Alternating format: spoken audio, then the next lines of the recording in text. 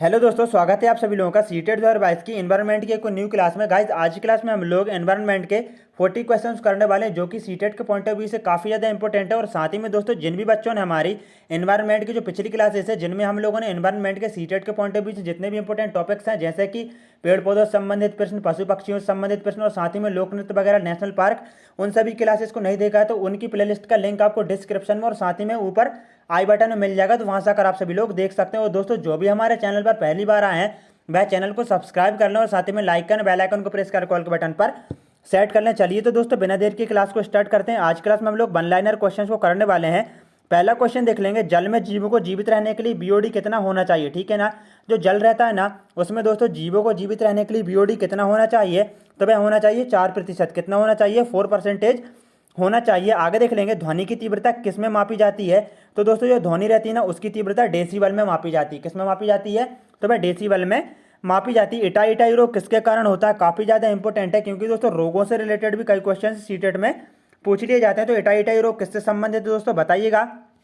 तो वह कैडमियम के कारण होता है। नेक्स्ट क्वेश्चन को देखेंगे, धान के खेतों में कौन सी गैस उत्सर्जित होती है, तो दोस्तों बताइएगा। धान के खेतों में या यूं कहें कि जुगाली करने वाले जो पशु रहते हैं ना, उनसे संबंधित मतलब कौन सी गैस उत्सर्जित होती है, तो वह मीथेन होती है। ठीक है, कौन सी होती है? मीथेन उत्सर्जित होती है। और दोस्तों, ग्रीन हाउस प्रभाव में जो सबसे ज्यादा इफेक्ट करने वाली गैसेस है ना, जैसे कार्बन डाइऑक्साइड और साथ ही में दोस्तों मीथेन भी एक है, जो कि ग्रीन हाउस प्रभाव को इफेक्ट करती है। प्रोजेक्ट एलिफेंट कब शुरू हुआ था? गाइस देखिएगा, प्रोजेक्ट टाइगर तो कई बार पूछा जा चुका है। ठीक है ना, अब जो चांसेस है ना वह प्रोजेक्ट एलिफेंट के हैं, तो इस क्वेश्चन को भी अच्छे से याद कर लेना और नोट कर लेना कि जो प्रोजेक्ट एलिफेंट है वह कब शुरू किया गया था। तो प्रोजेक्ट एलिफेंट जो है ना, वह सन 1992 में शुरू किया गया था, याद रखना। नेक्स्ट क्वेश्चन को देखेंगे, भूतापीय ऊर्जा किस प्रकार की ऊर्जा है, नवीनीकरण या अनवीनीकरण। ठीक है, तो सबसे पहले दोस्तों देखिएगा, आप नवीनीकरण और अनवीनीकरण को समझ लें। नवीनीकरण का मतलब यह रहता है दोस्तों कि जो भी मतलब संसाधन है, जैसे कि भूतापीय ऊर्जा, यदि ये इसको फिर से उत्पादन किया जा सकता है, मतलब इसका उपयोग करने के बाद, तो वह कैसा हो जाएगा? नवीनीकरण। और इसका यदि उत्पादन नहीं किया जा सकता तो वह अनवीनीकरण हो जाएगा। तो बताइएगा, जो भूतापीय ऊर्जा वह किस प्रकार की ऊर्जा है, तो यह एक नवीनीकरण ऊर्जा है। कैसी ऊर्जा है? नवीनीकरणीय ऊर्जा है।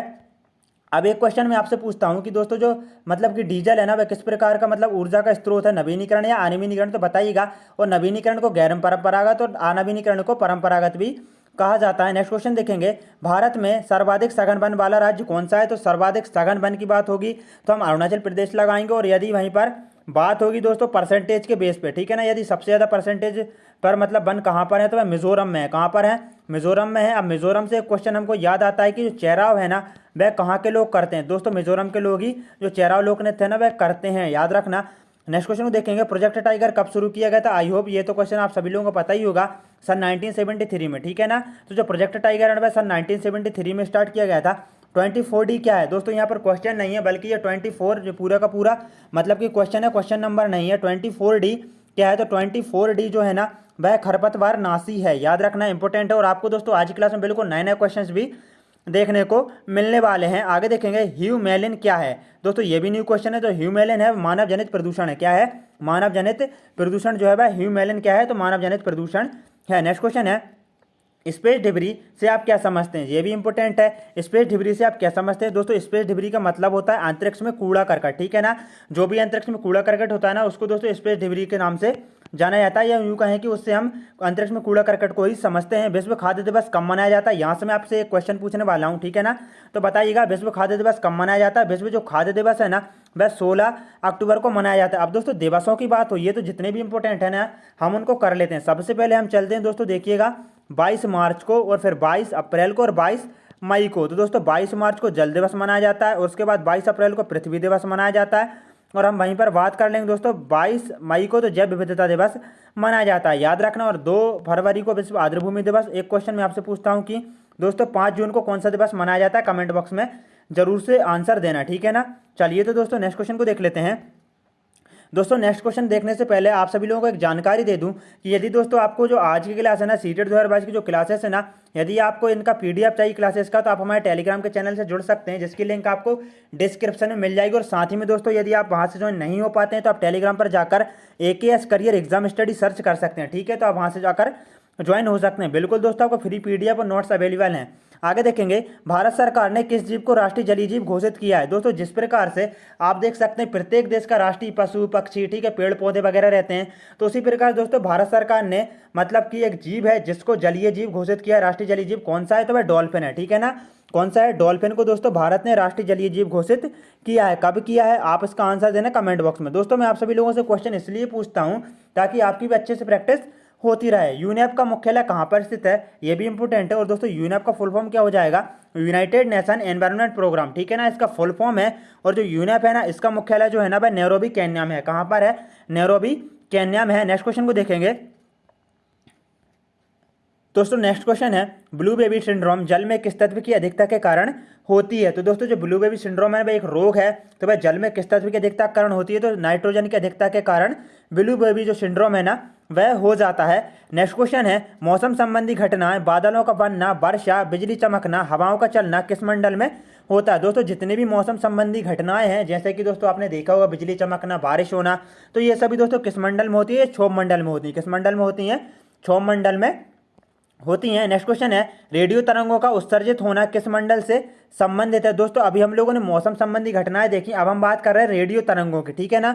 तो दोस्तों जो रेडियो तरंगें रहती हैं वह किस मंडल में मतलब कि उत्सर्जित होती हैं, तो वह आयन मंडल में होती हैं, ठीक है ना। कौन से मंडल में, आयन मंडल में होती हैं, याद रखना। आगे देखेंगे, पेयजल का सबसे बड़ा स्रोत कौन सा है। दोस्तों जो पेयजल रहता है ना उसका सबसे बड़ा स्रोत कौन सा है, तो वह ग्लेशियर है। क्या है दोस्तों, जो ग्लेशियर है ना वह पेयजल का सबसे बड़ा प्रमुख स्रोत है। नेक्स्ट क्वेश्चन को देखेंगे, जल भूमि संरक्षण के लिए रामसर समझौता कब और कहाँ हुआ था। गाइस देखिएगा, मतलब कि जो इन्वायरमेंट है ना इसके संरक्षण से संबंधित कई प्रोग्राम हुए, मतलब कि कई सम्मेलन हुए, जैसे कि पृथ्वी सम्मेलन, ठीक है, स्टॉकहोम सम्मेलन, और भी कई सारे हैं जिनकी क्लासेस आपको दोस्तों मिल जाएंगी। इसलिए चैनल को सब्सक्राइब जरूर से करना, यदि नहीं करेंगे तो नोटिफिकेशन नहीं मिलेगा।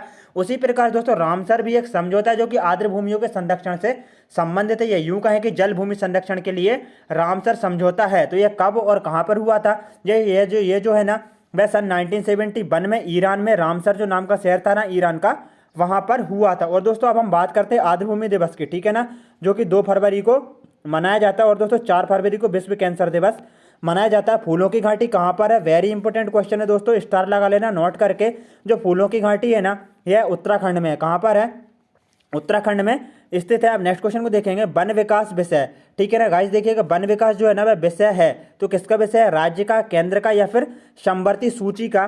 तो वन विकास जो है ना वह समवर्ती सूची का विषय है। किसका विषय है दोस्तों, समवर्ती सूची का विषय है। नेक्स्ट क्वेश्चन को देखने वाले हैं, उत्परिवर्तन के जनक कौन है। तो दोस्तों जो उत्परिवर्तन है ना इसके जनक डार्विन है। कौन है दोस्तों, जो उत्परिवर्तन है ना दोस्तों इसके जनक कौन है, डार्विन है। नेक्स्ट क्वेश्चन है, जैविक मरुस्थल किस नदी को कहा जाता है। तो जैविक जो मरुस्थल है ना वह दामोदर नदी को कहा जाता है। ईंधन की शुद्धता की जांच के लिए किस संख्या का प्रयोग करते हैं। तो दोस्तों जो ईंधन की जो शुद्धता की जांच रहती है ना उसको मतलब जांचने के लिए ऑक्टेन संख्या का प्रयोग करते हैं। किस संख्या का प्रयोग करते हैं दोस्तों, ऑक्टेन संख्या का प्रयोग करते हैं। इंपॉर्टेंट क्वेश्चन है दोस्तों, इसको भी आप याद रख लेना। वन्यजीव संरक्षण अधिनियम कब बनाया गया। देखिएगा जब आप कंफ्यूज होंगे, ठीक है ना, लेकिन आपको कंफ्यूज नहीं होना, मैं आपको बार बार यहाँ पर बताने वाला हूँ। आप ध्यान से दोस्तों बिल्कुल फोकस से पढ़ना ये वाले क्वेश्चन।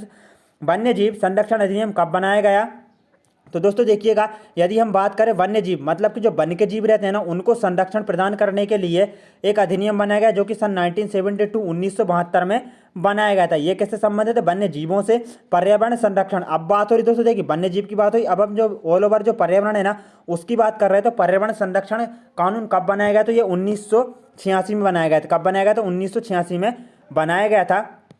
नेक्स्ट क्वेश्चन है, वन संरक्षण अधिनियम कब बनाया गया दोस्तों। अब बात हो रही वन मतलब जो वन रहते हैं ना, अभी पर्यावरण की बात हुई, अब हम कर रहे हैं वन संरक्षण की। तो 1980 में वन संरक्षण अधिनियम को बनाया गया था। नेक्स्ट क्वेश्चन को देख लेंगे दोस्तों, ओजोन परत की मोटाई किस यूनिट द्वारा मापी जाती है। दोस्तों जो ओजोन परत रहती है ना इसकी मोटाई जो है ना वह डॉप्सन यूनिट की मदद से मापी जाती है। कलिंग पुरस्कार किस क्षेत्र में दिया जाता है दोस्तों। जो कलिंग पुरस्कार है ना पर्यावरण संरक्षण के क्षेत्र में दिया जाता है। ज्वारीय ऊर्जा के लिए सर्वोत्तम राज्य कौन सा है। तो दोस्तों देखिएगा, जो ज्वारीय ऊर्जा रहती है ना उसके लिए सर्वोत्तम राज्य कौन सा है, गुजरात है। अब गुजरात से हमारे मन में कुछ क्वेश्चन आ जाते हैं, जैसे कि भाई हम बात करते हैं डांडिया प्रमुख लोक नृत्य या यूं कहें दोस्तों गरबा, ठीक है ना, आपने देखा ही होगा 2 छड़ी के माध्यम से मतलब गरबा किया जाता है। तो ये जो है ना गुजरात के प्रमुख लोक नृत्य हैं। अब गुजरात से एक इंपॉर्टेंट क्वेश्चन एक और आता है कि भाई गिर नेशनल पार्क कहाँ पर है। तो ये भी गुजरात में, जो कि एशियाई शेरों के लिए प्रसिद्ध है, ठीक है ना। कौन से शेरों के लिए, एशियाई, ठीक है ना, एशियाई शेरों के लिए प्रसिद्ध है। याद रखना गुजरात में ही है गिर नेशनल पार्क। नेक्स्ट क्वेश्चन को देखेंगे, पवन ऊर्जा तथा सौर ऊर्जा के लिए सर्वोत्तम राज्य कौन सा। अभी हमने ज्वारीय ऊर्जा की बात की जो गुजरात से रिलेटेड है।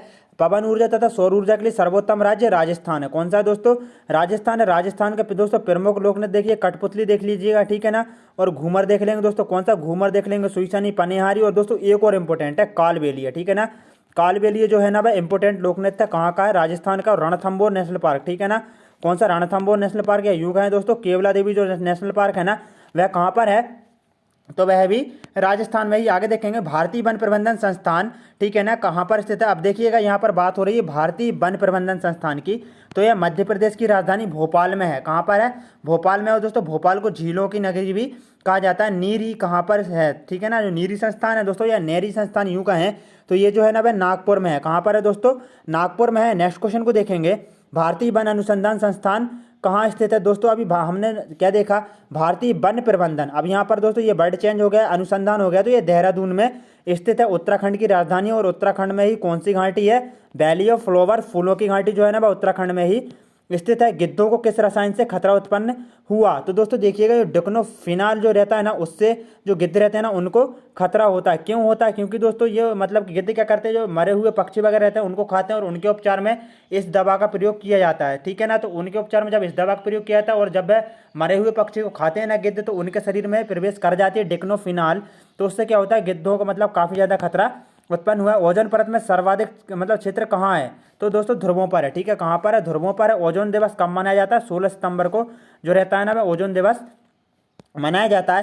शराब के सेवन से होने वाला रोग कौन सा है, शराब के सेवन से दोस्तों सिरोसिस होता है। कौन सा रोग हो जाता है, सिरोसिस हो जाता है। दोस्तों हम लोगों ने नए नए क्वेश्चन भी किए हैं, ठीक है ना।